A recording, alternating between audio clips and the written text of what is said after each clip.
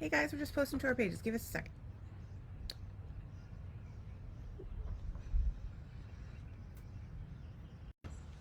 You ready? Yeah. Welcome to Marital Hate. I'm Stacey. This is my I'm husband, Doug. Doug. This is Tuesday, is it? I don't know. I never know. Or is it what Monday? I think it might be Monday. No, it's Tuesday. No, it's definitely not Monday. It's definitely not. It's a not Monday. So basically, if you haven't been here before, you will learn that we are a married couple and empty nesters. We live in Florida. We're from Massachusetts. And we kind of just hang out and talk about stuff. I'm usually baked because I have a chronic illness and I take cannabis oil before, usually around 6 o'clock every night because that's when my pain usually gets pretty bad. And we talk about stuff. And sometimes I say crazy shit and, we have interesting conversations. Yeah, anything goes in this crazy world we live in. It's kind of a crazy, it's kind of a, I guess concerning sometimes situation, but we usually come to the table with a few notes about, some things we want to talk about, but we don't generally talk to each other about things first because we want you guys to get our genuine reactions. We want to be as real as possible for you because we feel like there's a lot of human connection missing in this world, and there's so much you don't know what's true and what's not true. And sure, there's certain things that we don't share on the podcast, but you'd be surprised by the things that we do share. Well, I think there's a line, and we normally cross it. When you say we, well, basically you, yeah. I'm just here for the wisecracks. okay. Well, that's cool. I crack wise. Do you have anything? Do you have any notes today? I don't. I was started to write notes. I left them in the house, Well, so I'm you gonna go wing get it. them. Now I'm gonna wing it. Okay.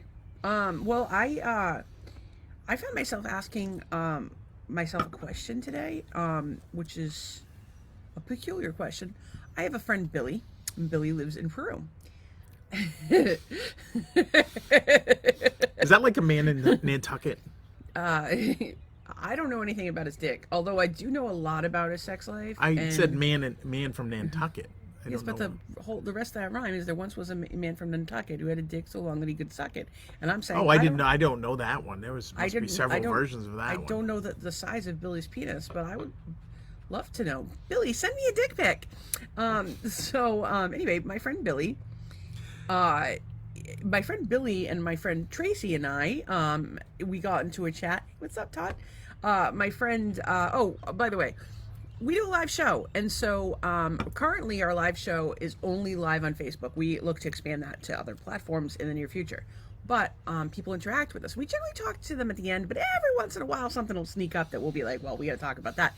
And Todd's a great friend. So, hey, Todd, what's going on? So anyway, back to Billy. So Billy is Billy's gay, and I have a friend who wait, Billy's gay? Yes, Billy is gay. Okay. And I knew that. Somehow yesterday, the day before, Billy, Tracy and I got into a conversation, and my friend Tracy, one of our regular viewers, she's one of the original haters as they were. And Tracy happens to be a lesbian. Tracy's a lesbian? Yes, she is. Since when? Since she married her wife 20 years ago. And thank you to all of our gays who carved the way for our favorite gays, particularly my stepson Nolan today, to make these kids feel comfortable. Wait, Nolan's gay? Nolan is gay, and the things you find out on the live podcast. And we have we have more gay and bi and trans and poly, and we have all kinds of friends. They do all the things, and so we were having a chat, and I don't even know what the hell we were talking about, but somehow Billy, Tracy, and I got chatting, and I realized that we're basically the LGBTQUN between her being a lesbian and him being gay, and I'm bi, and a foreigner. Well. Yeah, I mean that's not. Billy is a foreign person. But I'm talking about the LGBTQUN. It's not worldwide. About being international. It's about having people from each group to represent. Because it's actually funny. I talked to Nolan about this one day. Is how I think that there's a lot of issues that are facing the LGBTQ community, and one of the things is that like the rest of society, obviously they're part of the rest of society, but if you're talking about the society at large, as opposed to the gay community, what has happened time and time again... There's a gay community? There's a whole bunch of them. And that society has wanted to put us all into little boxes and, make us fight amongst ourselves. And they've been able to manipulate people, while doing that. And I think that there's strength in numbers. That said... I had this conversation with Nolan. I said, I don't really know. Like, there's definitely people out there that are homophobic, and that's on them. And for those people, for anybody to say that it's out of a religious perspective, I call it total bullshit, because we're not here to judge. That's on God or whatever God you happen to pray to, and that we're to hate the sin and love the sinner. So even if you're like, oh my God, that's a sin. Well, what the fuck are you doing? You're judging, and that's just as sinful as anything anybody else does. Not that I think doing sex things with consenting sex things with consenting adults or farm animals should ever be a bad thing. I think animals. What, any kind of animal that's consenting mammal of any kind. I don't know how you. Hey, I don't want to leave the fucking furries out of this. I don't want to offend the furries. But again, here we go. LGBTQ are the furries part of that group now? Like, or the like. And there's often there's fighting amongst them. So I think that it's a good time to have like a UN of the LGBTQ community. I'm willing to represent the bi part, but I don't have to. And but I thought it was cool. But then, as of course we're having this conversation, and Billy basically came to the conclusion that I'm a gay man. It's entirely possible. Trapped in a woman's body. Yeah, I think that's entirely. Well, I also think you're 12-year-old. But I'm like a bear.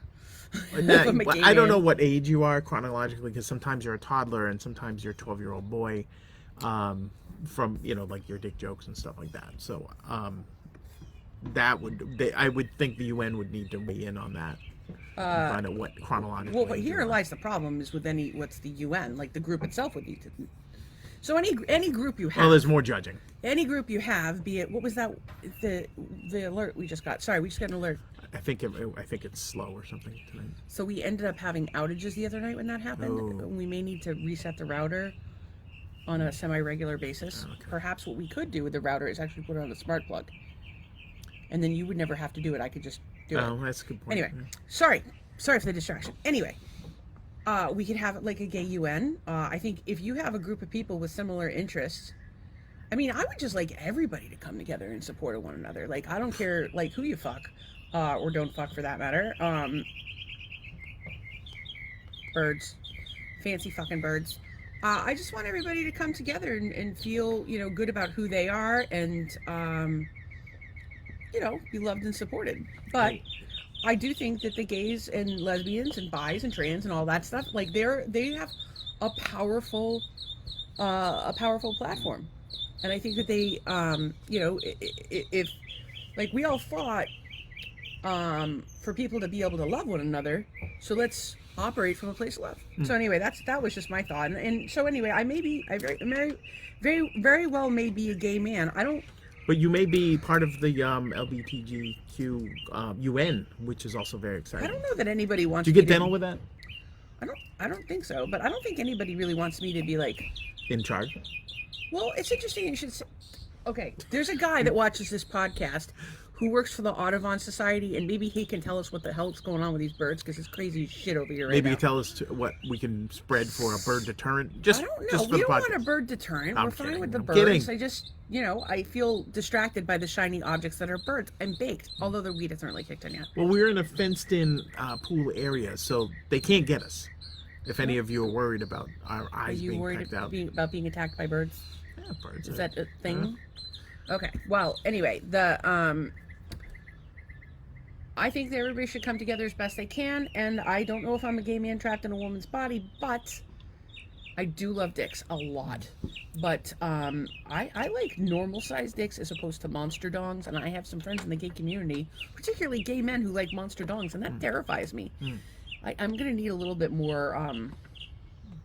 It's like anything else. I'm a curious person. I have questions about the world around me. And I really have questions about anybody who is a size queen. I find that to be concerning, especially if you're taking in the pooper. Aren't your intestines going to fall out? I don't know. Use lube. I will tell you that I got a message actually 2 messages today about castor oil. Oh. Apparently, yesterday's chat about castor oil and shoving up people's ass was a big hit. I have a friend who... How is that a big hit?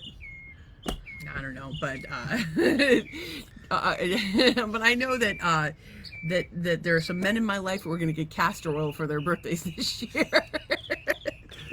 The gift that keeps giving. Well, you know, depending on what you do with it, but there's a lot that can be done with it from a medicinal standpoint. And I highly suggest Googling it, and of course, check with your local or your healthcare authorities, because we know nothing about natural health. This show is not a substitute for medical advice. Or is it even medical advice at all? It's a comedy show, and there's absolutely nothing about it that is serious ever. It's a joke. Much like my life. It's a joke. And I don't know, there was that. And then I had a few things that I was, I just had a bunch of little notes. One of them that I had was that I sat down this weekend and I wrote some goals for the podcast. I don't know, did I ever share these with you? No, this is... All right, so I thought I'd share them with everybody. It took till Tuesday to get the goals out of you. I don't know what I wrote. It might have been Sunday that I wrote them down, but I never thought like, oh, I'd written the podcast. Well, we had so much that we wanted to talk about on Monday because we'd had so much fun at that get together. Right. Yeah, we had a lot to talk about. And so I had a lot of notes that had to kind of come over. I still have a bunch of notes on my phone. Like I always have like little notes going. But anyway, I had written the goals for the podcast, and I wanted to share them with our audience, and we certainly want to hear what y'all think of our podcast goals. So the first one is to make people feel less alone in the world. The second one is to bring people together, to make people laugh, to make people think for themselves, to help folks understand others, to encourage people, to be the change we want to see in the world, to reach my goal of helping 1 million people, to maybe eventually make some money to live on, and then our ultimate goal would be to make money for philanthropy, because I would really love to be in a position to start some nonprofit holistic healing centers. And so yeah, that's I have where an I'm at. additional one that when this podcast hopefully gets successful enough, that we provide a platform for other people that are trying to do the same kinds of things. What do you mean? I don't know. I think people that are helping disabled or helping disadvantaged, like whatever. I mean, people with illnesses, things of that nature. So you want to give them a platform to start a podcast? No. I would give them a platform, like we would have them on the show and be able to reach our audience and maybe give them a leg up onto their own thing. Maybe, yeah. I mean, we haven't done guests yet, and at some point we may decide to do guests. I'm kind of leery about doing guests because we do a live show, and you don't know what people are going to say. Right. And I don't know. I'm leery of having guests on the show. To be Rogan has guests. Yeah, but he has an edited show, not a live show. Oh, that's right. He does. He has a producer that's there to edit things. And he's also set up differently. We don't have multiple cameras. We have one camera. Yeah. That's it. We don't have... That's all we got. That's it. We got the one camera. So there's... Although maybe when we go on a streaming platform, we'll have... The streaming platform isn't going to buy us cameras. I think you can hook them up. Yeah, but you would have to buy cameras. Oh, that's true. So... I'm still trying to find a restreaming platform. If you happen to be a podcaster or a YouTuber or have free time on your hands and want to help me find a restreaming platform, what we're looking for is a platform that will enable us to stream to multiple other platforms live at the same time. So like we would be live on Facebook, we would be live on YouTube, Insta and TikTok, etc., other platforms. So what we would love to hear from you guys is, of course, what are we doing right? What are we doing wrong? Which we've gotten a lot of really good feedback about. Thank you so much for our regular viewers. And then, I'm trying to find a platform that enables to blast out to all of those platforms at once and allows me to edit it, and ideally edit content in a user-friendly way, and that it's not expensive or ideally free, because we are Doug's not working right now, and so money's a little tight, and the podcast is literally strung together with electrical cords. We have spent zero monies on the podcast. That's not true. We bought the website, which we have not designed yet. So we bought the website, and that was the website was $50 total. So between the protection and buying the domain name, I'm really wishing I hadn't bought the protection at this point because we still haven't done anything with the domain, but we do own the domain name. So we have not spent more than the cost of the website, which was $50. And so we do the podcast every night. If you wanted to turn that light on. Yeah, that's what I was If we do the podcast, we try to do the podcast weeknights, and with the plan of doing it on holidays. So of course right now we're trying to plan for Mother's Day on Sunday. So we do we're just trying to make the best of it. So anyway, back to so the point is that we're here trying to make the world a better place. So far, with the exception of helping 1 million people, making money, and making money for philanthropy, we've actually done everything else on the list so far, and I hope to continue to do that. Do you need to review the list to see? No, I think it's good. I think, I agree. We make people laugh. We've had people come to us and tell us they make us feel less alone in the world. Yeah. We've brought people together. Ann and Tracy became friends. Yep. I think Todd and Jeff are going to be friends too. And then, of course, we're all friends with each other. And then, of course, our new friend Uriel and Jeff. I didn't even know. Jeff is from Cape Coral. We became friends.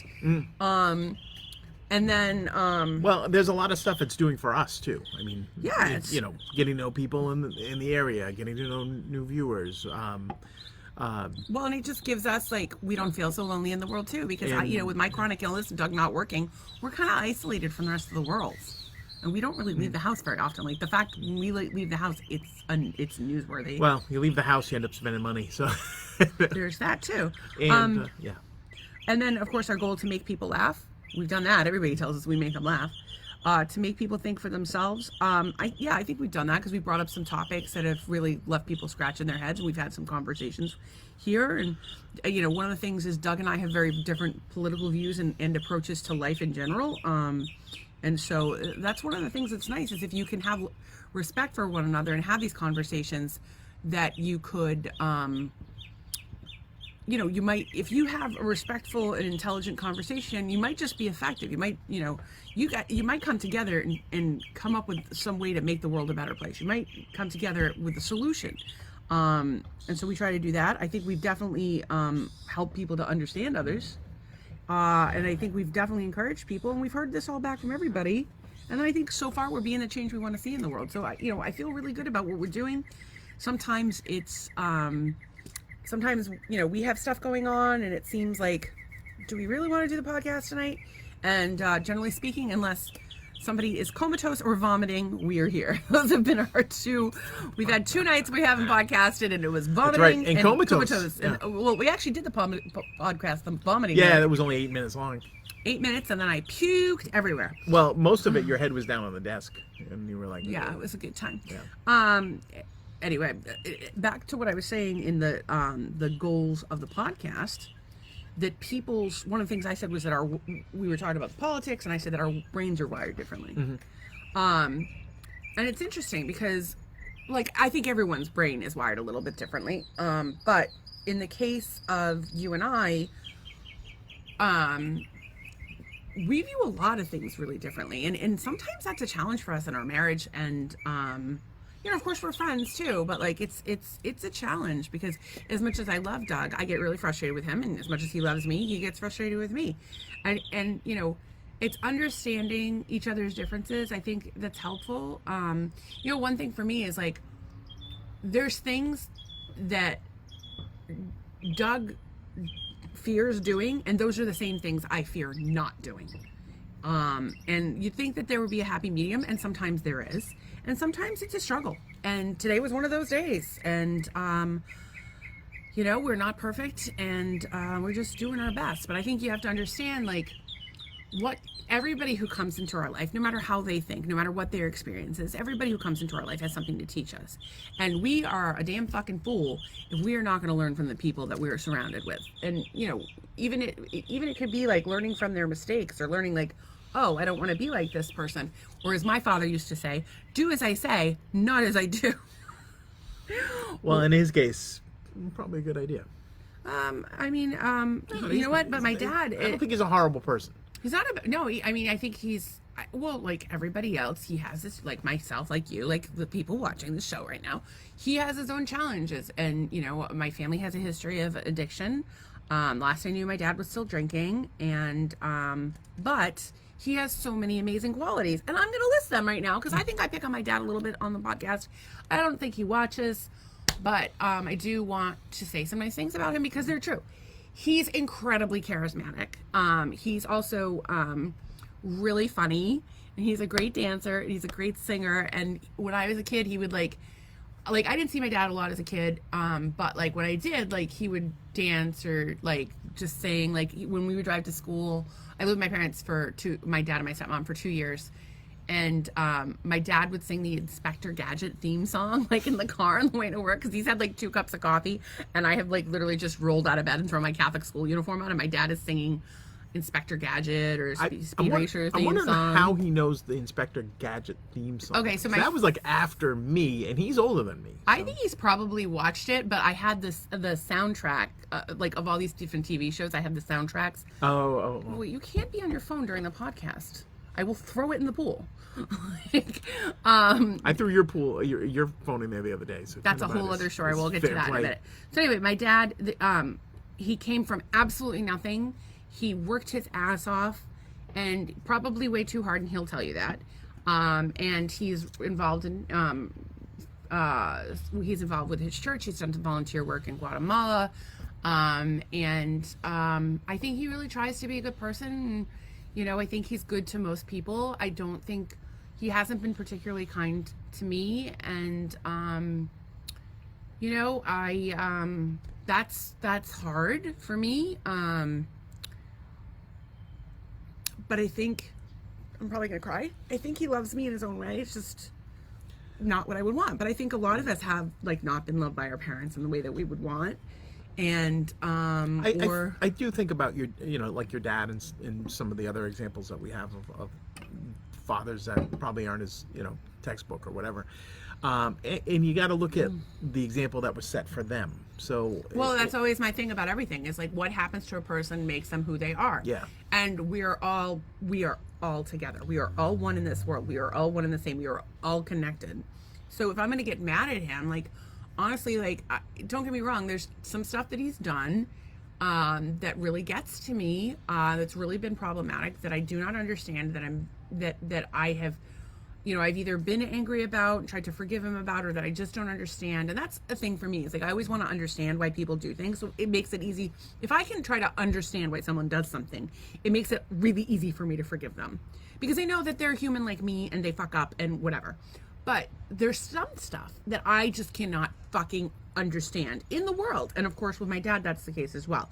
So, you know, I don't have, as much as I like joke about it and stuff, like I don't have, I mean, I joke, like humor is my coping mechanism, right? Like whatever I have in my life, I'm going to make fucking jokes about. That's how I'm going to feel better about it. I'm going to talk to my friends, I'm going to joke about it, and I'm going to process it that way. That's just what works for me. Everybody has to find what works for them.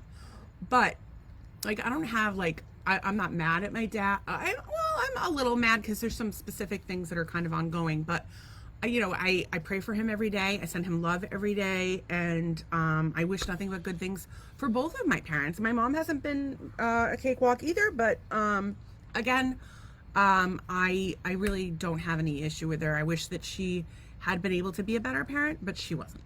She couldn't. So I pray for her every day. I wish her nothing but good things. I send her love all the time. And that's it. And I think that that's like a good way to approach.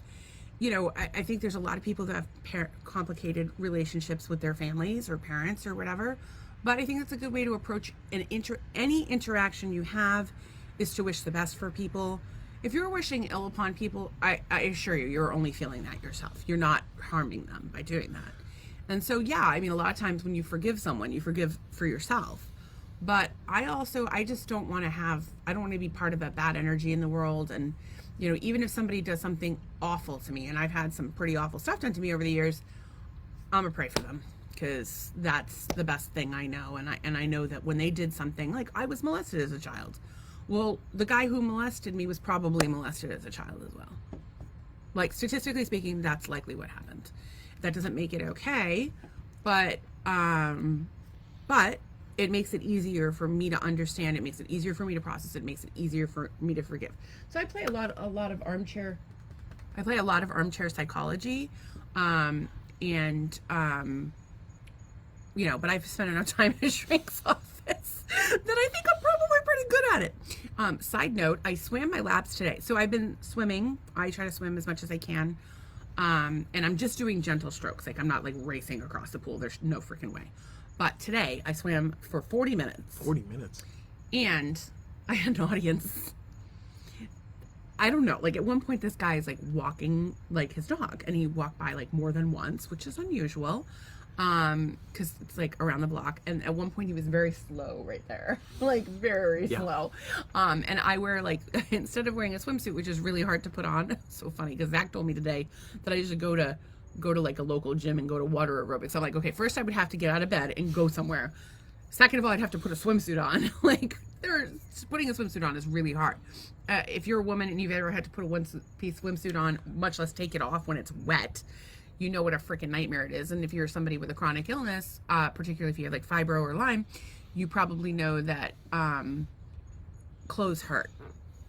Clothes hurt. Like, it hurts to wear clothes. So I have this like loose ass tank top. Actually, you should grab it and show it to people. I have this loose ass, it's soaking wet though. I just got out of the pool. We'll so anyway, tomorrow.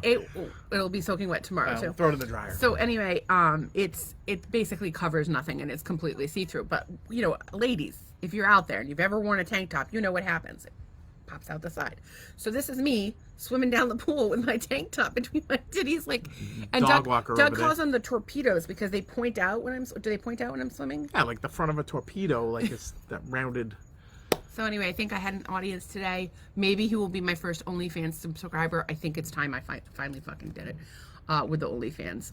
If you're getting like word of mouth, you might have like a crowd around. Maybe we could get, I really don't give a set shit. up some bleachers. I really could give a flying fuck. If they want to look at my fat ass, let them.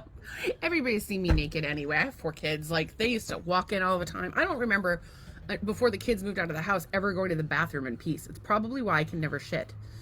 Yes, in case you haven't watched this podcast before, I can never shit. I did make a little shit today, though. I was Thank excited. you. Thank you for sharing that. You're welcome. Goodness. It's going to be the Stacy show if you don't have notes, because I got a bunch of stuff. I was thinking about how we've made cannabis oil before. Highly recommend doing it yourself. If you live in a legal state, of course, because you would never do something illegal. If you live in a legal state, you get yourself some cannabis and you get yourself some Everclear, or the highest concentration of food grade alcohol that you can get yourself. You soak the cannabis in that alcohol, and not rubbing alcohol, and then you soak it for a long time, and then you squeeze it off, and then you take the remaining green liquid and you put it on the stove and you cook it in a nonstick pan over a very low heat, and you cook it like, I don't know, like simmer. You don't even like. It's less than, it's not even like a simmer. You're just like slowly cooking. And of course you can buy a magic butter machine, which I highly recommend. Sorry, what do they call it? The green oil machine is the one that used to make cannabis oil. People do butter and oils with oils in a different sense. It's weird because technically it's a tincture. Full extract cannabis oil is a tincture, and cannabis oil is like a cooking oil infused with cannabis. And you can make canna butter, which is infused with cannabis, but most people call it cannabis oil. It's actually technically full extract cannabis oil. So anyway, as it cooks off, it becomes sticky like tree sap and becomes very thick. But we had to use a nonstick pan for this. And in case you haven't researched this, Teflon is absolutely terrible for you. Consult your local healthcare, blah, blah, blah. We don't know what the fuck we're talking about. This is just a podcast by 2 idiots by the pool, and it's definitely a comedy show. We're not providing health evidence. But anyway, there's a lot of concerns about Teflon and the safety thereof it. And like, if you have birds, you cannot have any nonstick surfaces in your house at all. It's totally unsafe for them. So when we made it, I had to buy a special, it was like called like the green something, but it was a nonstick pan that was not, wasn't nonstick. It wasn't Teflon. It was a particular, and you actually hated that pan. I hated that pan. Yeah. I don't know why Doug hated the pan, but we ended up switching to cast iron. We use cast iron for just about everything. Big fan of cast iron. So what I'm saying is, so with cast iron, if you don't have cast iron, you should. If you cook with cast iron, it's you don't clean it in like a traditional way. You run water over it and you wipe it and then you oil it. So it's a little different than like say your nonstick pan that you're going to scrub within an inch of its life and give yourself 9 kinds of whatever disease that you may or may not get from that. And so I'm wondering if you do it with if you make cannabis oil in a cast iron pan, are you going to get like a little loopy? Oh, like the next couple days? Next day when I have some eggs, am I going to get a little loopy? I would argue you would. I thought you were going to tell the story about us making the cannabis oil. Oh, that was hilarious. And it was like an episode of Breaking Bad. It was so funny. Well, the thing that was crazy about it is that my kids had gone with their dad for the day, and we're doing this in the kitchen. It's like an episode of Breaking Bad. We had fans going. And we had fans going because the whole house smelled like weed, and you know, I obviously this isn't something that I was hiding from my children, but it also because it was for medical use. But it also wasn't something that I would want like them to be in a house that stinks of marijuana. Yeah. And so, of course, like so they like we're almost done. They walk through the door. The whole house reeks of weed. So yeah, there was that. I kind of blacked out after because we had this bottle of Everclear. I'm like, what does this stuff taste like? I take a big swig. I was burnt from the esophagus to the duodenum. It was not. What the fuck is a duodenum? It's part of your intestine. What is the part? I believe the duodenum is where the large intestine connects to the small intestine. I believe that's what it is. But that's a long way from your esophagus to your duodenum. That's a good word. Okay. Duodenum. Well, I don't know what it is. Anyway, I still don't know what it does. I feel like this has not been a very educational podcast. It burns. Okay, burns. Like a ring of fire. Again, I still don't know what a fucking duodenum is or what it does. Yeah, please. Well, you do that. Continue. So one of the people has commented that cast iron has reactions with vinegar and tomatoes. I don't know what kind of reaction that means, but we have not had any problems. And I would love to hear more about that. We could look it up at some point, but I generally try not to look things up in the podcast. I was the duodenum. Here we are. I was off. It's the first part of the small intestine, immediately beyond the stomach. The duodenum. The duodenum. Actually, it's funny that you should bring that up because so we were talking about cannabis oil. What was I saying about cannabis oil? How to make it? We made it in the house, the pan. Okay. It's interesting that you should bring up the duodenum and all the things gastric. I have a friend who just had gastric bypass. Actually, we've had several friends. I have about 6 friends that have done gastric bypass at one point or another. One of my friends did it, I believe it was last Tuesday. She had it done. I don't know. Time is... I think it was 2 weeks. It might have been 2 weeks ago. She's already lost 40 pounds. No kidding. Yeah, but which is great. But she can only eat 3 ounces of food at a time. Yeah. And so I don't know how the fuck she's doing that for starters. Like she had like this morning she had one of those like little sous vide egg bite things that you like. Yeah. She had one. Yeah, you have one. One. And they can't drink soda. Well, I don't think anybody should drink soda, but that's or a carbonated beverage. Well, right now she's on like the mush diet, so she can only eat soft foods and proteins. Like she can't eat raw vegetables, she can't eat nuts. So she's really very limited in what she can eat. And then I think she said it was June 6th she gets to go like on like her permanent forever diet. Yeah. But it's like listen, I have eaten like there's people I know that have had gastric bypass surgery that like have compulsive eating problems that are not ever like I actually know somebody who has a compulsive eating problem that had gastric bypass surgery and put all of the weight back on. Actually, I know 2 people. Well, the other one I know put all the weight on. I don't know what her eating is like. Actually, I've seen her eat. She eats a lot. You got to deal with like the emotional stuff. But my friend who had it 2 weeks ago, she I've seen her eat. Like I've been friends with her for 20 years. This woman should not be her size. Something is going on, and I think it's bigger than the gastric bypass, although she's lost some weight. So, of course, the concern is if you're only eating that little bit of food, how do you get enough nutrients into your system? And I think most of us, she eats so healthy, but again, that much food. I think most people like don't know how to eat healthy. It's something that we've been dealing with for a while. Like, why are we not teaching people how to eat healthy in school? And of course, what we've taught in terms of the food pyramid has been of some concern, I think, for people. I mean, to say that Lucky Charms is healthier than a steak, I don't know how I feel about that. It raises questions for me. So, and I have a friend. It's very, very common for people to develop drinking problems. 2 of my friends had alcoholism after gastric bypass. No kidding. I'm not concerned that this friend is going to become a drunk at all, but it's just really interesting, and I feel really, like I'm really glad for her that it's making a change in her life. But I'm also very concerned because I love her so much, and she's such a good person. And I just want her to be happy. And I anytime you have a surgery, it's invasive, but so far she has been thrilled. She's been thrilled with the results, and so I don't know. I just think it's interesting. I mean, like, you got to give people credit if they can only eat that that little tiny bit, and they've got that kind of willpower. That's fantastic. I know for me, like, a lot of my weight gain, obviously with Lyme, people with Lyme either gain weight or lose weight. I put on over 100 pounds. I don't even know what I weigh right now. We bought batteries for the scale, and somehow they disappeared after they came in from Amazon. I haven't found them, so I haven't weighed myself in quite some time. And maybe they'll just show up like the stamps. The stamps. We found the stamps on the couch. Yeah, I mean, maybe. I just, it would be nice to know, like, if the swimming I'm doing is, helping at all. But the reality is that people with Lyme either gain weight or lose weight, and I happen to be one of the people that gains weight. The other thing is that most people have parasites. Parasites can cause weight gain. Of course, I'm also going through menopause. I had a hysterectomy in 2019. Lost one. I have one little shriveled up ovary floating around. It was 2018. 2018. And I had lost an ovary in 2012. But I've been, going through menopause for a while. In a poker game. I wish.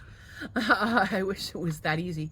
So that causes weight gain. And then, of course, I'm getting older. And I've got parasites, and then of course I have a really, I've been under a tremendous amount of stress for, I want to say about, 10 years now. Well, pretty much my whole life. 46 years. I have been under a tremendous amount of stress for 46 years. So I have, of course, very high cortisol. So, I mean, there's a part of me that's like, that would love to have, gastric bypass or a tummy tuck or a lipo or whatever. I don't have the money for any of that shit. But although I think gastric bypass would probably be covered by insurance, but I just have so many issues. My body just can't seem to recover from them. And I don't really like the idea of, there's something about the gastric bypass that just doesn't sit right with me. Like, I would rather, I don't know. There's just something about it that doesn't sit right with me. And I think it's my concerns about the nutrients. And I'm just generally not like a fan of invasive procedures. If I had it to do again, I probably would have handled a lot of my health stuff differently. I would definitely handle a lot of my health stuff differently, but we all do the best that we can with the information we have on the time. I mean, wouldn't you say that you would handle stuff that you've done medically differently? Yeah. Oh yeah. Yeah. And part of it is like, it's just a struggle for everyone to eat healthy. Like, it's a struggle for us. And it's for, I have to eat, like, I'm not supposed to have any sugar. I shouldn't have any gluten. I can't have any peanut butter. I'm allergic to that. And I need to get as many nutrients as possible. In a perfect world, I wouldn't have any nightshades. I would eat, I would juice every day. But because I'm not physically able to do that stuff, it's really hard because I have to count on Doug for everything. And Doug likes very different food than I like. And he's a fussier eater. And it's a problem because if I'm trying to meal, he's overwhelmed by cooking, and he's overwhelmed by meal planning. And he gravitates toward meat and potatoes or meat and rice, and trying to get healthy food in is a challenge. And then the other thing is that, like, for a lot of people, you're trying to buy, not only are you trying to buy, shop the perimeter of the store and not buy processed foods, but then if you are trying to meet, like, say you're deficient in certain things, like, for example, I am very low in B vitamins, D vitamins, magnesium. Of course, I supplement all of those things, but it's better to have food supplemented. But part of the problem with our food today is that the soil is so depleted and it's so processed and it takes so long before we get it that it's not generally the healthiest. It's not the most nutrient dense. So, of course, if you can grow your own food, that's super helpful. I mean, we grew celery, and when I juiced it, it was dark green. Whereas the stuff you buy at the store that's organic and relatively fresh, maybe it's Trader Joe's, maybe it's Whole Foods, pale green, like a pastel green. It was so night and day different. And then a new thing I found out yesterday was that the little red potatoes, half of them are dyed, or more than half. They dye them, like kind of like with the salmon, feeding them the orange bonkers. stuff. Well, they can't be on the organic. We should only be buying organic. Well, not potatoes. all of them are. They said that sometimes they'll do it. But I was at the store yesterday and I was kind of like, let's see, But some are, and it's like anything, right? They want all the packages of chicken to look the same, so they have to, whatever. And then so like everybody wants the same potato, the same size potato or same looking potato. So and of course that means that we're fucking with our food supply. Yeah. GMOs, whatever. Well, remember there was somebody like that we knew had their parents had chickens, and we're like, oh, that's great, free eggs, because I won't eat the eggs. Why? That woman was a fucking because they're all idiot. different sizes and colors, and it's like, This is a what are you perfect talking about? example of one of those times when one of our friends was dating someone we thought that they were a fucking idiot, and we were like, she's great. And when he broke up with her, we were ecstatic. Should not be you. She was the worst. So anyway, I don't know, like there is, like one thing we've been doing lately is we've been eating charcuterie a lot for lunch. So we just make like, we just grab out some like cheese and some salami and whatever, and we pick on it. I'd like to have some vegetables and maybe some fruit with it, but it's something. We also do the Daily Harvest stuff, which I can post a code for you guys if you want. So at Daily Harvest, they have, I've talked about this before, but they have smoothies, they have harvest bowls, they have overnight oats, they have chia pudding, they have flatbreads, like they have a bunch of shit. And generally speaking, you just have to add like milk of your choice, so like nut milk or whatever, in my case, or like coconut milk or like chicken broth or whatever, but like it's usually something very simple. Or you can even add just water. They're like $7 a pop, but $7 for a meal is really not that bad, and they're organic for the most part. Like they get organic wherever they can is kind of their deal. So 99% of the time it's organic. I forgot what day it was, but I think we had to go somewhere or do something, and we need something to eat. So we're like, oh, why don't we split one of those hazelnut chocolate smoothies? And that's what we did. I'll and tell you right now, the hazelnut chocolate smoothie, I think they discontinued, but no one person can finish it. It tastes like brownie batter. It's so good. We love the mint cacao. I love the mint cacao. Doug likes the coffee blends. They have an almond cold brew one that's fantastic. But it's like your coffee, but it's got like, supplements in it, or vitamins in it. And the funny thing is, we ordered the other day, I wasn't feeling well. I didn't know what we had for Daily Harvest. You had completely shut down, so I ordered smoothie bowls from down the street, and it was like 40 fucking bucks. And they fucked up the order, and of course we had to tip on top of it, and they were just meh. I miss the Juice Barn in Norwell. If you were back in Massachusetts, go to the Juice Barn in Norwell. It's on what's that road there?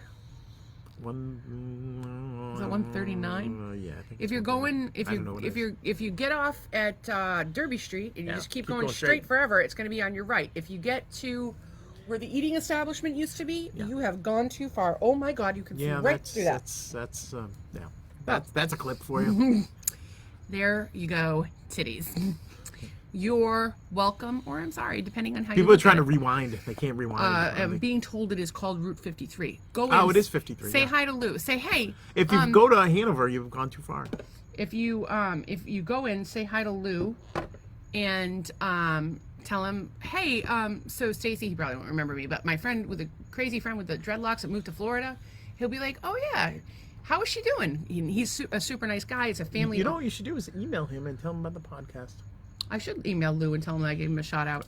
Although for how many months did you call him Lenny or something? Oh, for the fuck of life. I called the poor guy Leo. He finally corrected me one day, and he's such a sweetheart. Christina and I used to go in there and get lunch every once in a while. I pick up lunch for us. I pick up lunch and bring it to Jen. And he's just a super nice guy. They do juice cleanses. You can just pick up all your stuff. They usually have some pretty good supplements. His wife is a nutritionist and health coach. I think she might be a trainer too. Oh. So it's a family-owned business. Their daughter's usually there. Like, they're the nicest people you'll ever meet, and they're doing great things in terms of nutrition. And I highly recommend it. I highly recommend them. They're just the nicest people, and their food's great, and you can't go wrong. And I will say that one thing my little friend Christina taught me is a lot of people can't do cilantro because cilantro tastes like soap to them. She's one of those. That you can substitute cilantro for mint for cilantro and a lot of stuff, and it'll actually be really good. However, the thing that's great about cilantro is that it's incredibly it's been acknowledged as being wonderful for heavy metal detox, so you can get the you could put it in capsules, I guess. There's some controversy about taking essential oils internally, but before I had my dental work done, where I had my fillings removed, I actually took cilantro essential oil. I literally took it on my way to the dentist. I meant to put it in a capsule, but I had forgotten to do it. I was rushing out the door, so it smelled like cilantro. So I go like this, and I go in the Jeep on my way there, and just like drop like 4 drops of cilantro in my mouth, and all I could taste was cilantro. And then I put some mint in just to try to get rid of the cilantro taste. It was like mint and cilantro.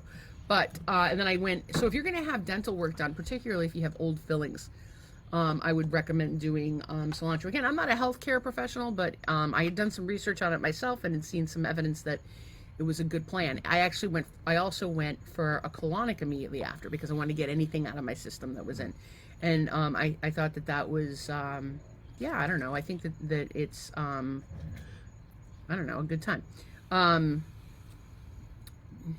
have a theory about cilantro.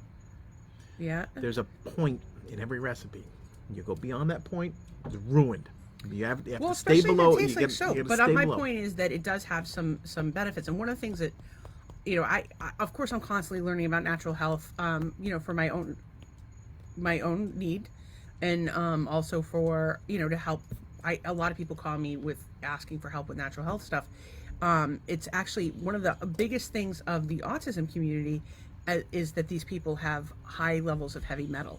They actually I saw this today. I think it was on I don't know. It was either Rogan, it was TikTok, Lex Friedman, something I was watching today. And they had a set of identical twins. One was autistic and one was not. And they drilled into their baby teeth and tested them. And one had way more heavy metals than the other one. Oh. Well, they had pulled. It was after their baby teeth had fallen out. Right. And like they were like, "Hey, cruel. Kid, come here. That's not cruel. Let's see what's wrong with you." That's not what happened. That's cool. Yeah. So, I guess they weren't identical after all. And then the other thing, no, they were identical because one had a lead exposure, the other one didn't. Oh. So it's the metal exposure, and they were able to determine that one had metal exposure and the other one didn't. That's why one was autistic and the other one was not. Did they speculate as to where that came from? But no, they didn't say. Well, they didn't go into the family's personal details. I mean, maybe they had one kid that liked to play with lead, and the other one didn't. One ate paint chips, the other one didn't. Like Legos made of lead. Legos. I really don't know. But and then the other thing this is actually really funny. So I'm watching TikToks, and I'm always watching this natural health stuff. And one of my closest friends is my chiropractor friend Christina. She owns vitamin C Chiropractic. They're a mobile chiropractic office on the east coast of Florida, in the Daytona to probably St. Augustine area, where she comes to you and adjusts you. She does charge a travel fee, but like say you have a family and you're going to have 5 people adjusted, she just charges one fee. And if you have a business, and that would be a great benefit to offer your employees, is to have have a chiropractor come in, especially if you own a mechanic, if you're a mechanic, a stripper, or other things that contortionist, but anybody. I bet there are a lot of contortionists. There's so many, or anybody who's Orlando. If you sit at a fucking desk all day, you probably need to be adjusted. So she's fantastic. She does. Hold their hand over she can order blood work for you. She does supplements. She does everything, but she's fantastic. And the important thing is she doesn't do this mega adjustment. She does like a. She has this little hammer thing. She tappies on you. It's really cool. Then she uses her massager on you, and she does not like it if you make inappropriate comments. I'm just kidding. She doesn't give a shit when I make inappropriate comments. You can say anything. But she's fantastic, and I highly recommend her. But I had called her because I was like, I think this was Friday after the podcast. I was high as fuck, and I was just Googling stuff. And as I'm Googling I'm looking up all this natural health stuff. I came to the conclusion that I'd seen something about how autistic kids are, of course, have trouble processing. They're vitamin deficient, and they have trouble processing vitamin B and vitamin B, and folate. And then I had seen, and I was like, I wonder if they have MTHFR. So there's this gene called the MTHFR gene, or as we call it, the motherfucker gene, or most people do. Which is so funny. If I tag this video for MTHFR, these people are going to have to get how far into the video? 49 minutes in before they actually find out about, anyway. Yeah, but they've been entertained on the way. Maybe. Or horrified, both. So I was like, I wonder if there's a connection between the two. Then I watched a whole thing about the MTHFR gene, which I have, and I'm probably on the fucking spectrum. I'm definitely have ADD. So now the autism spectrum, and Doug, you can explain this probably better than I am, but it used to be that it was like, what? Autism, Asperger's, ADHD. Well, there's high functioning, PDD, NOS. There's spectrum. But now they're calling it the autism spectrum. They kind of always did. Yeah.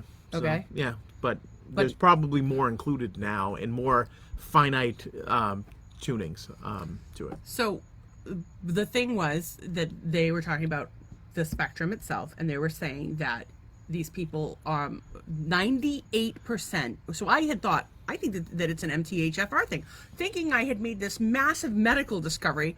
Can't wait to talk to my friend about it.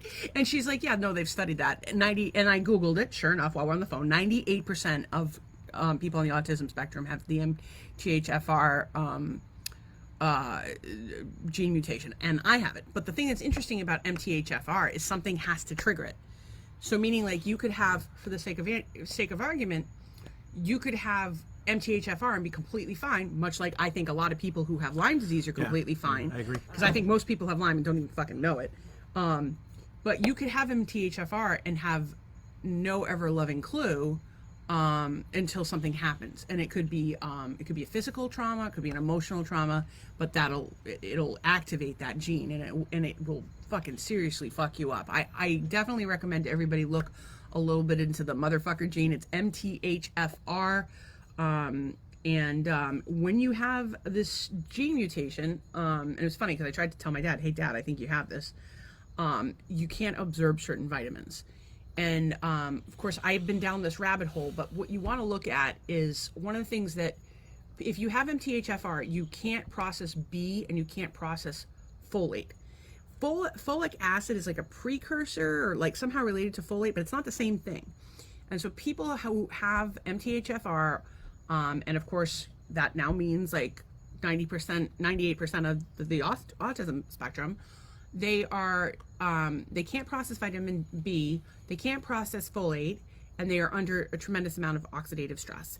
And of course, if you also look at the data about heavy metals, like do MTHFR people, the motherfucker people, have heavy metal exposure too? I think most of us have some level of heavy metal exposure. Yeah, I think. So it's just kind of like, pulling apart the pieces, the pieces of the puzzle and trying to understand.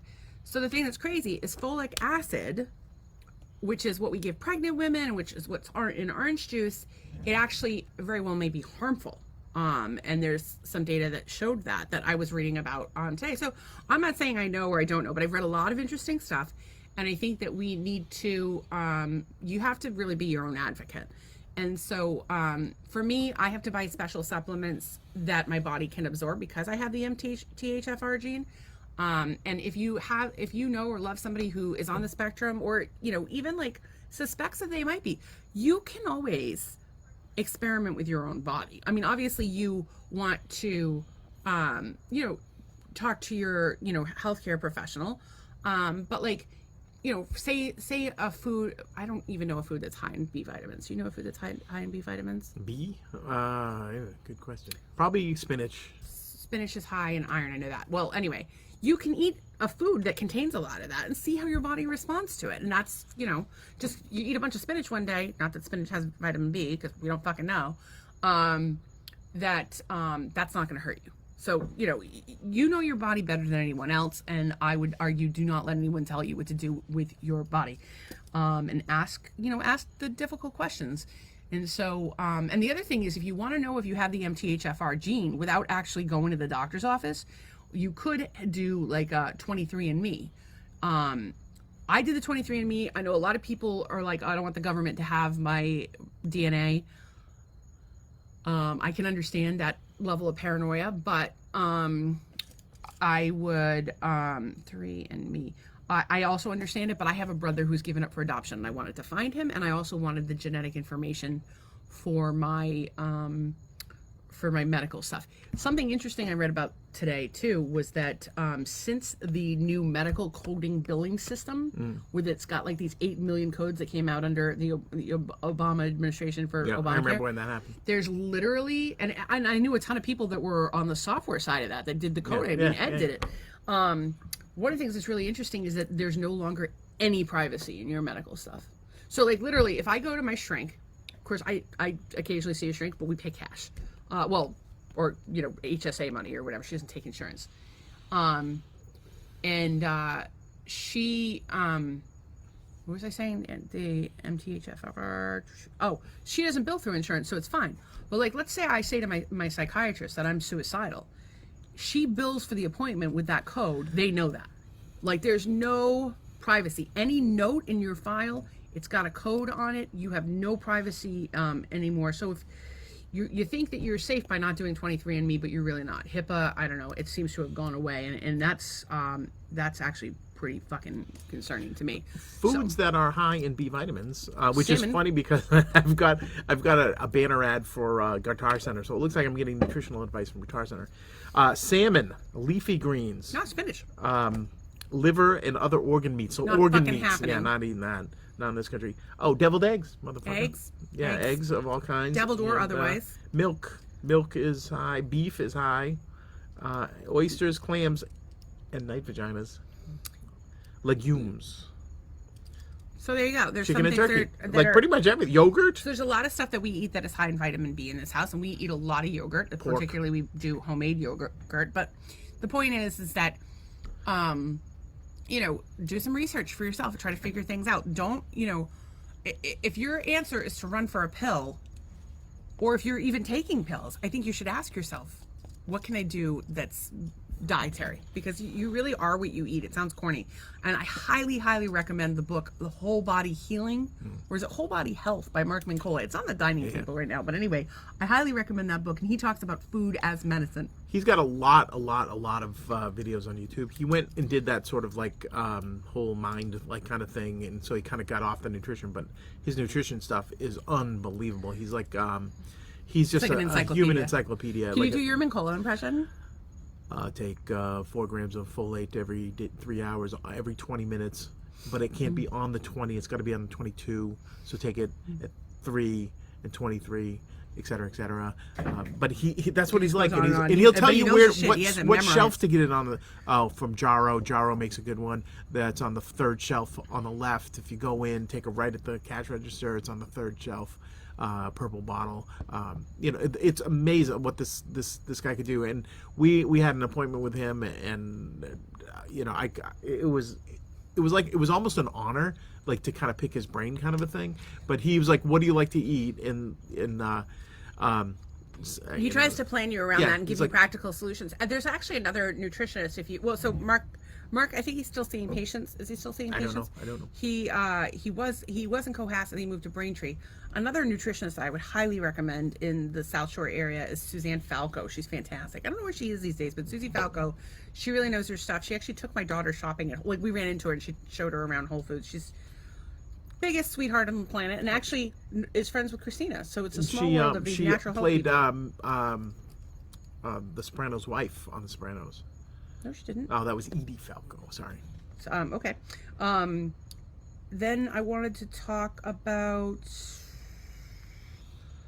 So do some research on your health. Take care of yourself. We love you. We want you to be here with us. Okay. I watched about 2 seconds of Kelly and Mark today. Oh. Like on a TikTok. That show is so fucking boring. Well, they don't talk about dicks and vaginas and stuff, right? Well, it's like it's very produced, and it just goes to like it's funny because I've been watching stuff about video production and YouTube and podcasts, and of course I've been watching other things, and the more I watch, the more I feel like we're on the right track because we're not boring as fuck. People seem to enjoy it. It's educational and fun, and sometimes there's crying. See, sometimes there's puking. There's all kinds of puking. Any other body? There was tits for a minute there. It could be anything. But as I'm watching it, I watch as I was watching the Kelly and Mark, and I understand it's highly produced and they have like segments and guests and all that crap. And not that there's anything wrong with having segments and guests, but what I wanted to know is, are boring people and normal people one and the same? I'll go you one better. I think boring and normal people have interesting people inside of them trying to get out. Okay, maybe, but are boring people and normal people the same? Potentially. In my mind, they are. Yeah. And when we went, well, the spectrum is what it is. We went. I think that they're one and the same. I think normal people are inherently boring. We went to this thing at the Clam Shack in Clam Bake in Fort Myers. It was a Southwest New Englanders living in Southwest Florida. Thank you, Lisa, for organizing that. That was fantastic. I don't know if she watches podcast. No. And anyway, we went and we didn't know what to expect. We didn't know what people were going to be like when we got there. We were lucky that there was a bunch of fucking weirdos at our table. They were all amazing. Although Bill might be normal. I don't know. No, but everybody was a blast. Even Bill was great, but it just. But that's the thing. But he seems normal. He was like interesting he's like a people retired can professor. get interesting out on find the interesting in normal and or boring people.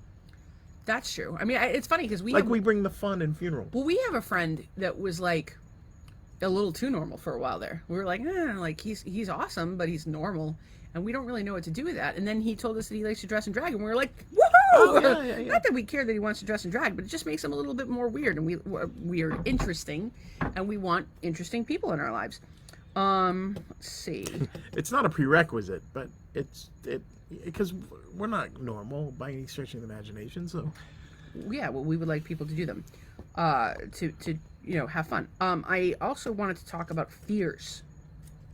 What are you afraid of? Thunderstorms, tornadoes, storms, hurricanes, dying. Okay, those seem very like surface level. Dying is not on surface level. They all seem very surface level. Well, give me like some for me, examples, like I'm afraid of I'll tell heights, but I'm not afraid of heights. Like I don't like logically in my brain, I'm not like, oh my god, I'm gonna fall. I don't think that at all. I'm like, okay, let's do it. My problem is that I get really bad vertigo. So if I see a height, I get the whole thing goes whoopsie doozy. I am genuinely afraid of polar bears, but again, that's kind of surface level. What I am afraid of is like being abandoned, which has been a recurring theme in my life, so you can understand why. I fear not making good use of my time on this planet. I fear I have like a lot of stuff around my kids. Like I worry about them constantly.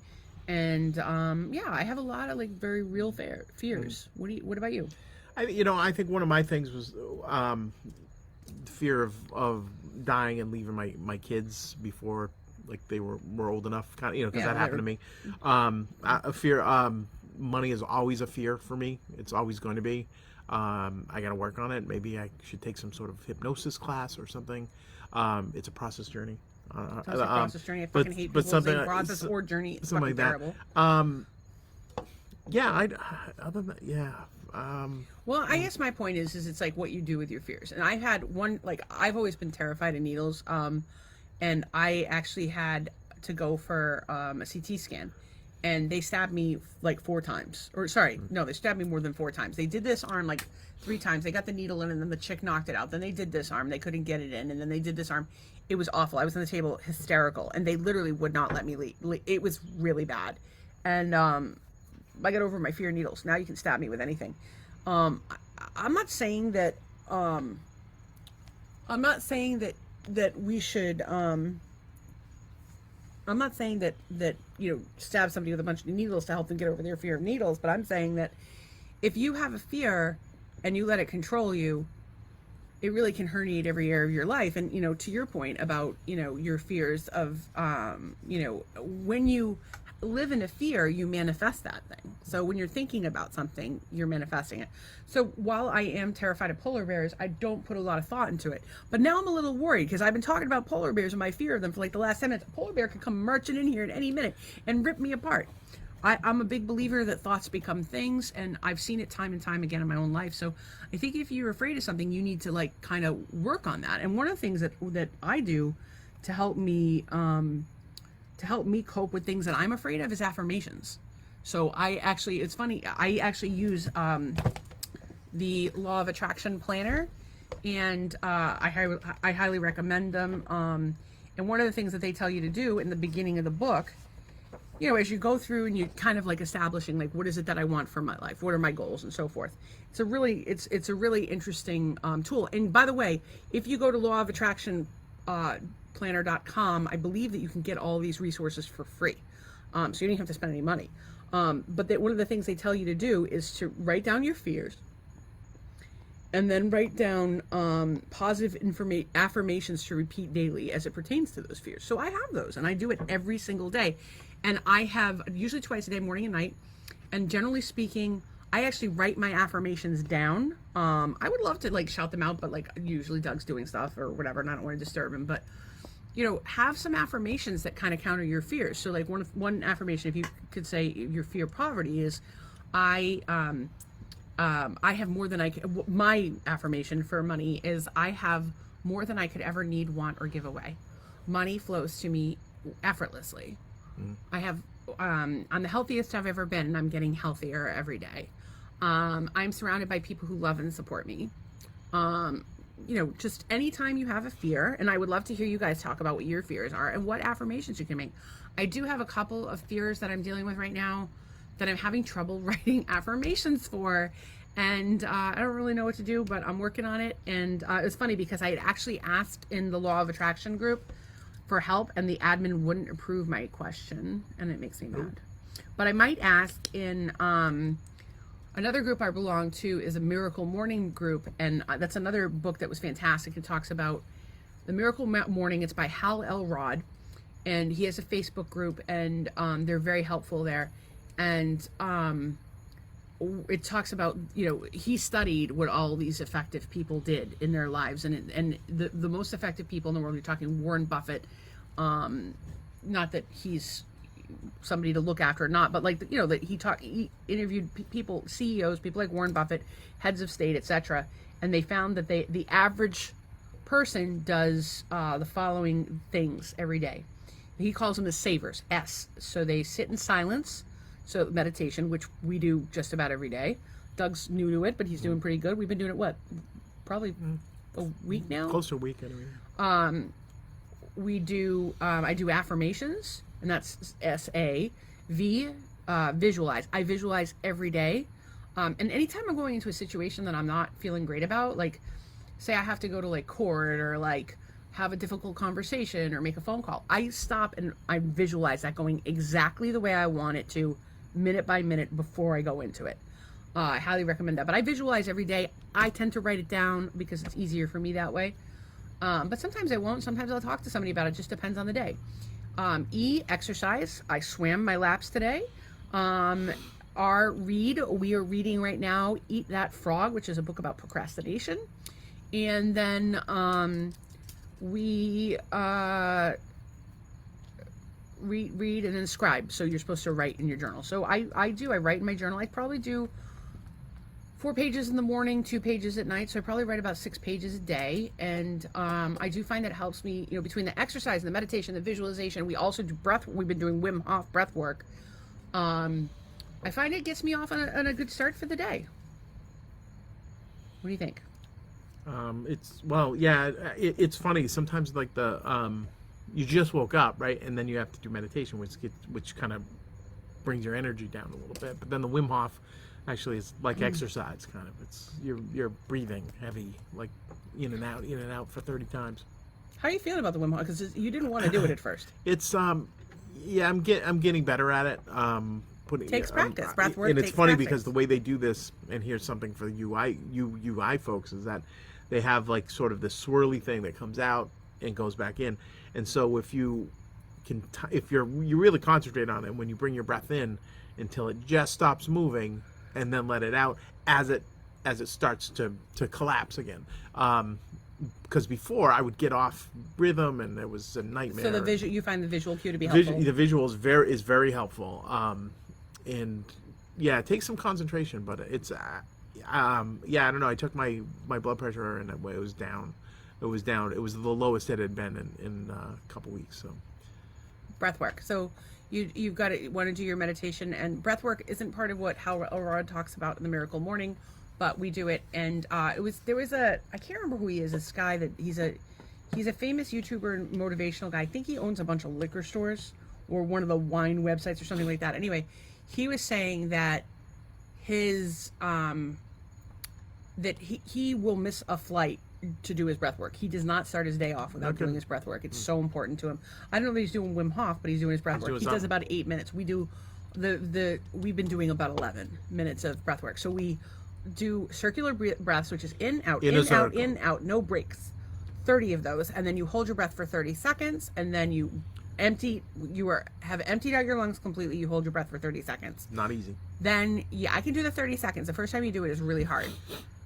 Then you breathe in and you hold the oxygen in for 15 seconds, and then you do the circular breaths again, 30 of them, and then you hold your breath for a minute, and I've actually done the full minute before, and then you do the circular breaths, 30 of them, and then you do it again, and for a minute and a half. When you start, you're going to suck at it. It takes practice, but it's really helpful. Just go on YouTube. It's free. So I would look up Wim Hof, beginner. W-I-M. Yes, it's W-I-M-H-O-F. And if no other reason, he has the cutest accent. And it was funny, after I didn't know what this guy looked like, and then the other day we put on like what he looked like and some blooper reels and stuff like that. I remember him jumping in a hole in the ice, like in the Arctic, at one point. Yeah. Yeah, well, because he does that. He does the cold plunge. The problem we're having, and I like to be doing cold plunge daily. When I was back home in Massachusetts, I would do cold shower at the end. And I like to play Song 2 by Blur, because it's that song. Can you sing it? Woo! That's not exactly. It's a terrible version of it. Anyway, Song 2 by Blur. Every verse, I would turn facing a different direction under the cold water. The problem is I live in Southwest Florida, and our tap water never gets cold. Like, it just doesn't get cold. So it would be, in a perfect world, I'd have a plunge tank and I would do that all the time, but we're just not set up for that right now, and I can't really take it. It's a good song because it yells woo-hoo, right? And that's the noise that a person makes if they get in cold water. Well, they found there's all kinds of studies on the cold plunges and the breath work, and you can Google them for yourself and find out the benefits, but what they found is it destroys brown fat. You can reduce reverse illness. I would definitely recommend watching some of the Wim Hof interviews. He was on Rogan, of course. He was on Russell Brand. Russell Brand and Rogan are both guys that do cold plunges. I don't know if they're doing breath work. I imagine Russell Brand does. But he talks about getting to the brown fat and healing, and how they did this thing where they had a bunch of the Wim Hof people take this like poisonous substance that's like supposed to kill you, and they were all able to fight it off through ice exposure and cold exposure and breath work. Because it like generates some sort of response, right, when you jump in the apparently cold. Yeah. Apparently. I don't know. I don't know the mechanics of it. And I want to talk about this, but I think this one is going to have to get moved to tomorrow. Okay. The other thing I wanted to tell you is I learned a life hack. Oh. So if life hacks are always you good. are ever in a position where you are paying someone for sexual services in an illegal state, not that I've ever done that or plan to, but if you are, when you pay them, tell them that you're paying them to make a video, because prostitution is illegal, but porn is not. So get your cameras out, kids. Interesting. I'm just saying. You may have to pay extra for that, though. Oh yeah, that's right. Well, it's better than getting sent to jail as a John. Actually, the meme I saw was actually if you feel like you're in a sting. But I'm going with just assume you're in a sting at all times and hire people for porn, not for prostitution. And there you go. You can be a star of your own movie. Robert Kraft got off on a technicality. Well, I mean, I'm glad you brought that up. Rich people have a tendency to get away with murder or hand jobs. As the case may be. And it's actually really interesting because I was there's this whole Lindsay Clancy story. So there's a woman in Duxbury who had some mental health issues, postpartum depression since the birth of her third child. She strangled 3 of her children with like a gym bungee, and then jumped out the window. And of course she's being prosecuted. and there was a new piece of information. So of course I wanted to see what the new piece of information was, because I've been following the case, because it's, you know, it's from my local area. It's, you know, it's telling. I have some issues with psychiatric meds, and in terms of their overprescription, and certainly the irresponsible prescription thereof without what's the word I'm looking for? Accompanying supervision and therapy. Accompanying supervision, therapy, and informed consent regarding the side effects and the long-term risks. For example, one of the studies I read talked about how if you're on an SSRI for a long period of time, your brain stops being able to make the chemicals that it needs to make. So again, I don't know shit, but I know what I have read. And so it's left me with some questions, and you should read and ask yourself some questions. So, what was I talking about? Oh, Lindsay Clancy.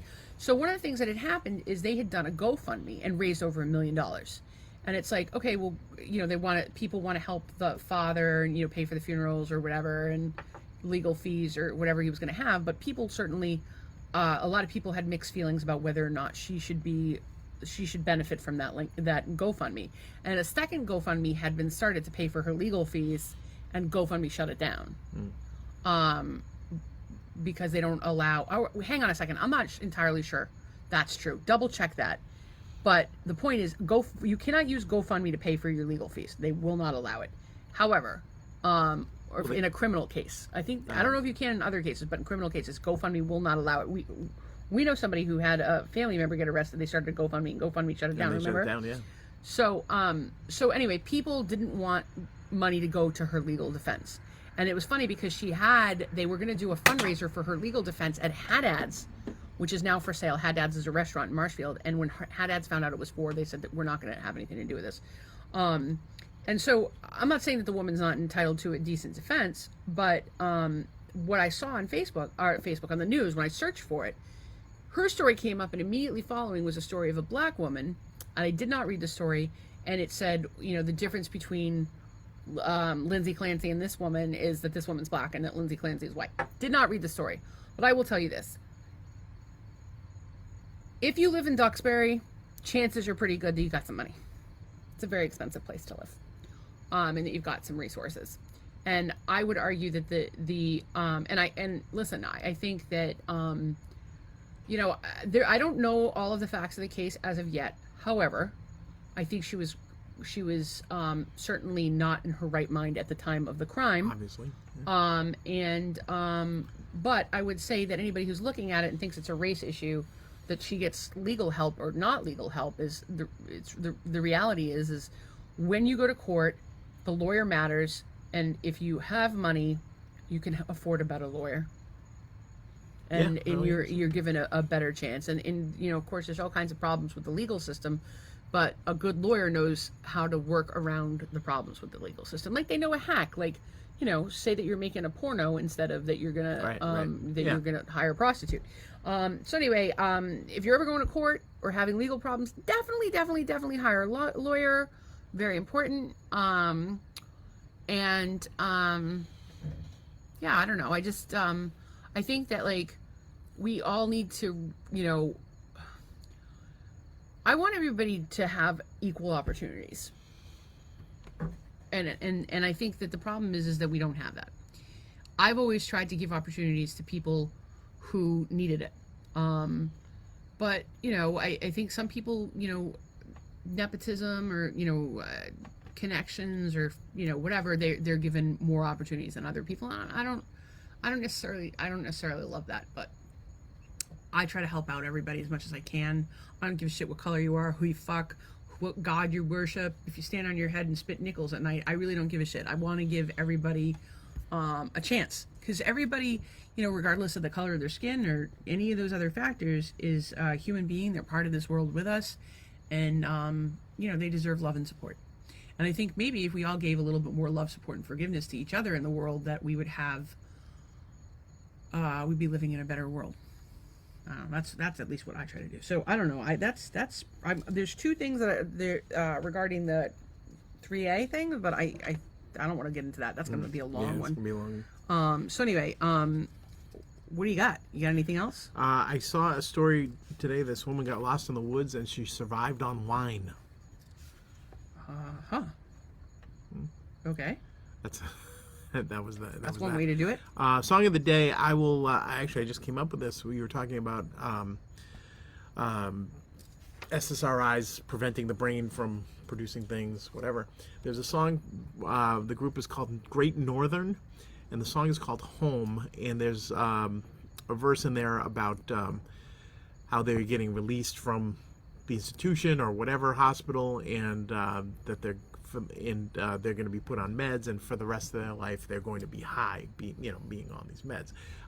But it's a fantastic song. It's an indie group from the mid-late 2000s. Great Northern. Definitely check them out. Great Northern Home. I will try to remember to link that if we ever get to the point where we're editing shit.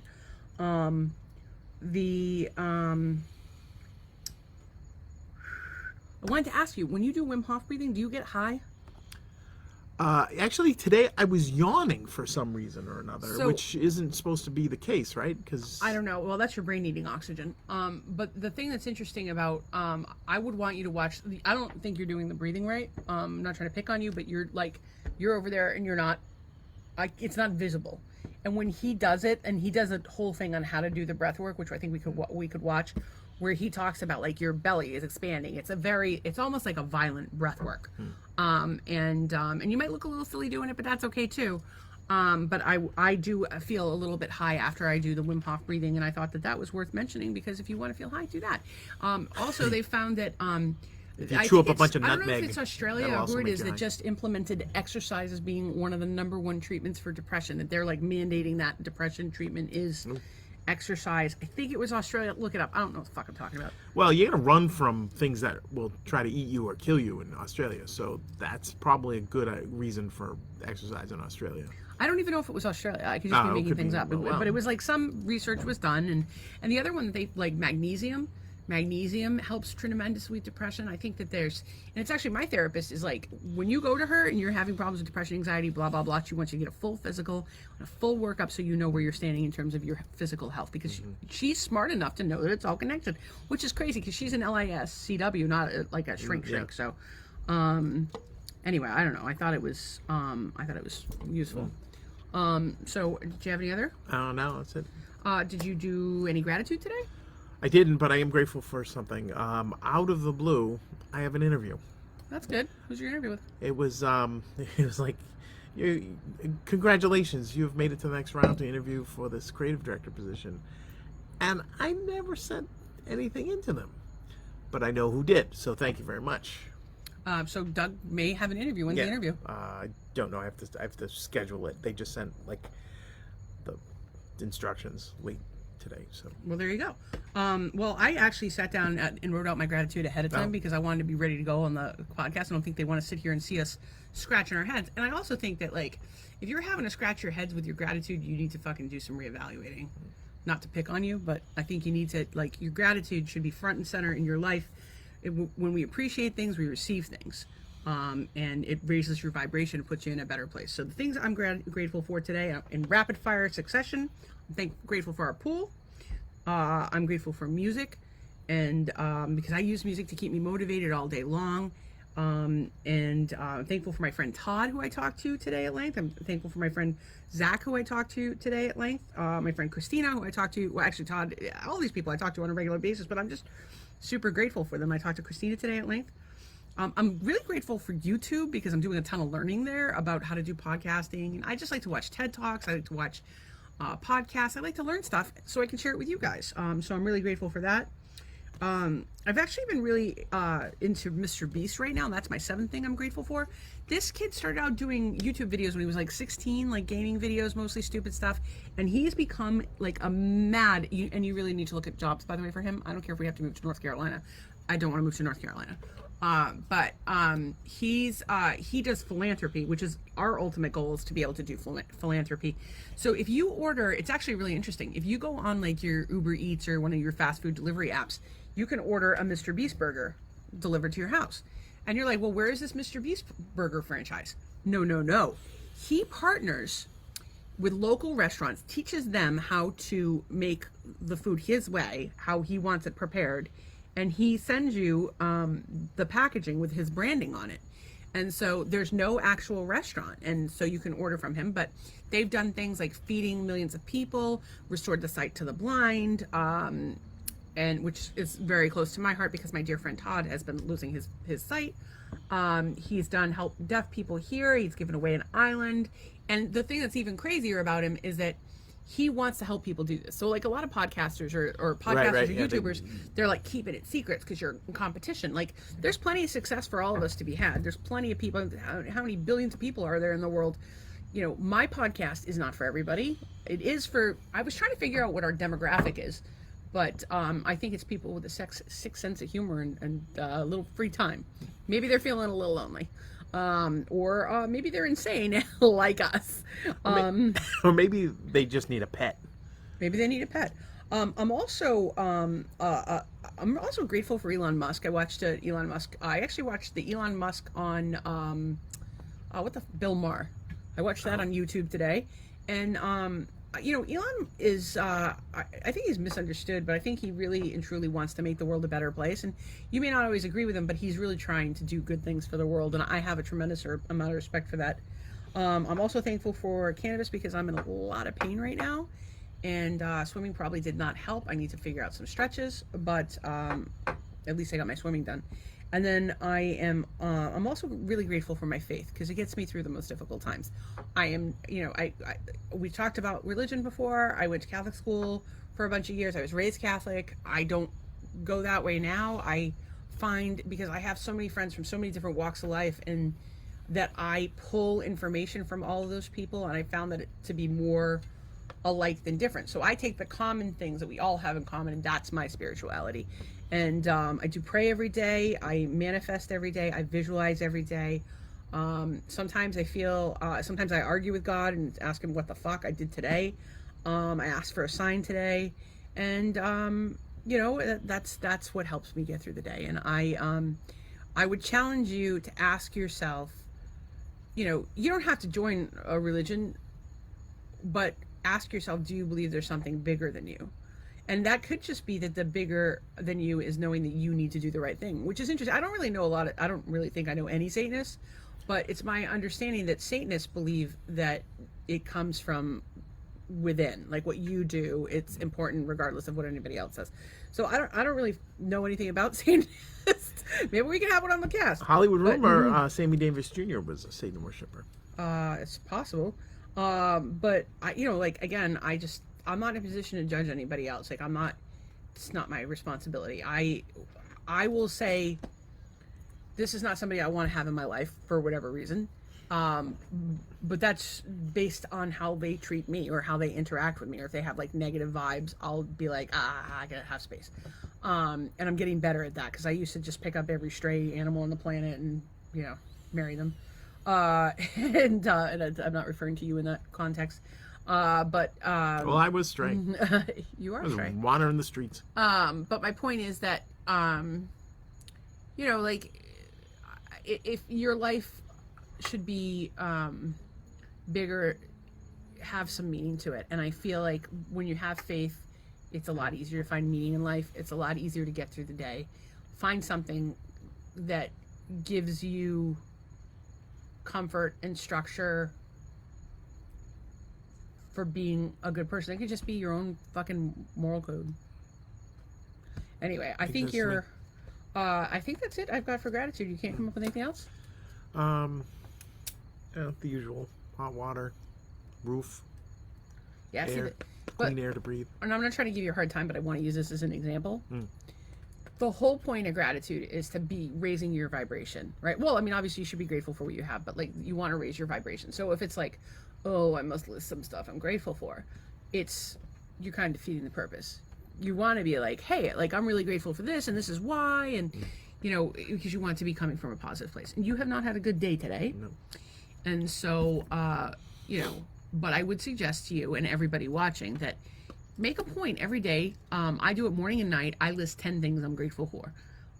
You could just say one thing you're grateful for. You could just say things you're grateful for throughout the day. I mean, you sit down, you eat your meal. Thank you for, you know, the person that prepared this food, or the people that stocked this food on the shelves, or the people that picked this food, or the people that grew this food, or the people who, this animal, or people who killed this animal, or the people who raised this animal. Like, you could find, if you wanted to, you could find a million things all day, every day to be excited about. It's whether you choose to or not. Happiness is a choice. And things are not going great for us right now. Doug hasn't worked since September. I'm still with the illness. Mother's Day is on Sunday. My kids don't talk to me. That's a really hard thing for me. And just the world around us seems to have gone fucking crazy. Like, there's just all kinds of nonsense. And it's like, you can get really upset about that and let it ruin your life, or you can live to fight another day. And, short of, taking on copious amounts of drugs and alcohol, and by drugs I mean stuff that's made in the lab. Obviously, I don't consider a plant. If you're trying to escape from your life, you're doing something wrong. And like I always say, like, I don't really have a problem with people drinking. I'm not really a big drinker, but drink to be happier. Don't drink to be happy, because alcohol is not going to make you happy. It's a depressant. But if you can, every single day, talk about the things that you're grateful for, raise your vibration, visualize. I promise you, just try it. I promise you, your life will be better, and you'll get through the tough times. I don't know that we were super funny. Did we say anything funny today? You did mention something about Torpedoes. You started out with, and I did show some tits, so that's got to be worth something. Some dick talk and some stuff like that. But I don't know if we were as funny as usual. I had a lot of information today, Tuesday. but there was also some topics that I was trying to avoid. So we're gonna loop through and just talk to our little friends right now. We love you guys. Todd's here, Deb's here, Ann's here. We love you guys. Debbie went to bed. Deb went to bed. She cannot stay up that long. She makes it through. It looks like she makes it through about 30 minutes. No, 30 minutes. So I'm curious about these cast iron reactions with vinegars and tomatoes. If you could let me know, I would know. If you could let me know, I would know, or I could Google it. She knew what that thing. What was the thing called? The dinglehopper? Duodenum. The duodenum. Anne actually knew it was the first section of the small intestines, or she Googled it. I'm curious as to which that is, Anne. I don't think she Googles. She doesn't trust Google. She said her sister-in-law put on weight. Her sister-in-law put on weight. Where did it go? Right there. On the weight. So didn't my godson's wife after the gastric sleeve? Yeah, a lot of people. I think if you have a problem that is an eating compulsion, if you can't follow the diet, you're going to gain the weight back. And for what? She had actually a huge chunk of her stomach removed. Her stomach is like really small now. So it was on Route 53. Kids will get 70 vaccines. So do you think they have something to do with autism? I don't think YouTube will send a collection of the letter for my views.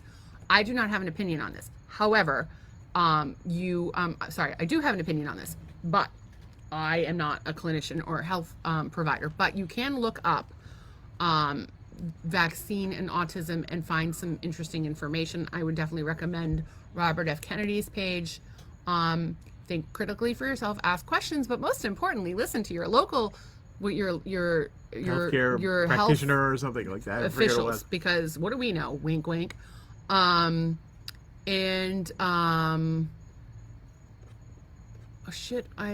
thought my doctor knows everything about me and my health. I don't think the doctors know everything about you and your health, because I think that they're in and out of the door so fucking fast it's not even funny. But they do have some information, and I think that I think we all have to take responsibility for our health, and I don't mean necessarily just in the questioning the doctors and asking questions and being informed about what you're doing. Ooh, accidental bell ring. But I think you also need to ask yourself, what can I do? What am I doing in terms of my lifestyle? Am I reducing stress? Am I meditating? Am I doing breath work? Am I getting exercise? Am I getting time outside? It's really important to get time outside every day. And I come out, I'm outside 2 hours a day. Usually trying to do some work on the podcast. I float around the pool or talking to a friend or whatever, and then I do my swimming. Doug comes out to skim the pool, but you did not really get outside. I didn't go outside at all. And well, you're outside now. So that's worth Technically, something. yes. And yelled at by birds. And then Anne's off to get her godson, and Jeff is here. Hey, gorgeous. I'm so glad you're here. And we really appreciate any time you guys comment, interact, like, share, anything you can do to help us helps us to continue to make the podcast. It would be nice to eventually have a budget. But we just really appreciate that you guys are here. We really appreciate all your feedback, positive or negative. Anything you'd like to see more of, anything you'd like to see less of, we would love to hear that from you, because believe it or not, the people with opinions about this podcast are not the fucking people that watch it. Yeah. The people that watch it are always like, you guys are fucking awesome. Yeah, okay, but we want to maybe give you we're not more of awesome. what you like. We want to hear more of what you don't like and less of what you don't like. Although we're going to be ourselves, so that's So, might be a good like it thing or or a lump bad it. thing. Anyway, we love you guys, and the thing that we probably are so grateful for and appreciate the most is the people that that watch the podcast, are loyal viewers. We really appreciate you. Whoever you are. So in case you're not paying attention, and I know Uriel's out there somewhere. I don't know if he can comment because he doesn't have a Oh, Facebook. that's right. He's But probably he can still watch the YouTube. live. Believe it or not, you can watch. People the Facebook can Live. comment on YouTube. I haven't looked on YouTube and see if I've any been comments. responding to all of the comments. What, anybody say anything earth-shattering? I mean, there haven't been any new comments lately. Deb Georgie usually comments a ton, but she hasn't been lately, so I don't know if she hates us or what. Wow. It's possible. What was I saying? We are on all the socials: TikTok, Twitter, and YouTube and Facebook. We're Marital Hate, and on Instagram we're Marital Hate with Doug and Stacy. And check us out. If you can like us, comment, whatever. There's usually some funny memes that we use to promote the podcast. Doug's been doing some really cute ones. They're almost like billboards, which is funny because you had a job that you applied for. I had a job interview, and they're like, wanted... did you do any billboards? And I've done like a handful of billboards in my life, and for some reason they're all like old on discs or CDs or something that are packed away. And so I sent them the ones that I could get my hands on. But so I would send them these things. I thought today's was pretty strong. Well, anyway, check them out. Let us know what you think. We love you guys. Have a good night. And hey, just for shits and giggles, maybe just say a little gratitude. Just say 3 things you're grateful for right now. Maybe you'll have a better sleep tonight. Love you. Indeed. See you tomorrow, guys. Bye.